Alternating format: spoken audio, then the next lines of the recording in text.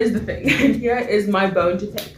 We keep, in my personal opinion, discussing male-affected crises as if they emerged from a vacuum of patriarchy. As though patriarchy is the sole causal agent, endlessly proliferative and ultimately sufficient as an explanatory endpoint. That presumption does not hold contact with systems theory. It actually presumes something naively unstable, that half the population can completely disengage from the other half emotionally, intellectually, sexually, relationally, and that nothing downstream will fracture. And when I speak about disengagement, you guys, I hope you can appreciate that I'm speaking about, selective avoidance on all fronts. There are men who starve their relational familiarity with the opposite sex in favor of staying locked in at the gym, focused on their career, whatever it happens to be, but they do manage to keep their sexual appetites more than satisfied. And the thing is, we do live in an age where you can maintain that. The online era, if you can sort of catch my drift, provides indiscriminate access to that. And there are undoubtedly women who have tried to decenter masculine relevance from their lives, only to, unfortunately,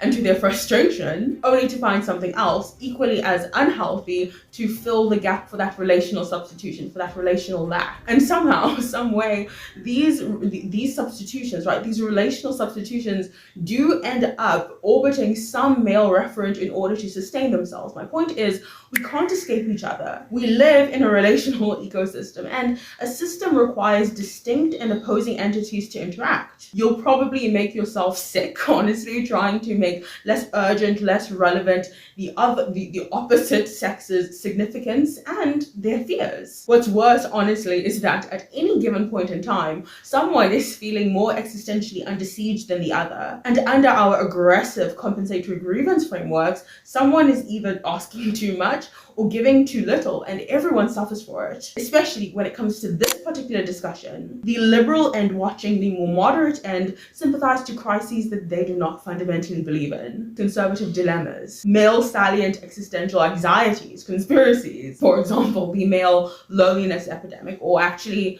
more so friendlessness epidemic, the perceived delegitimization of male anger and male dissatisfaction, anxiety concerning declining birth rates, fear of genetic and relational obsolescence. This is essentially just the anxiety that one's labor, that one's lineage, that one's sacrifice will have no long-term imprint. The claim that men no longer possess a culturally acceptable language for grievance, the idea essentially that men cannot complain.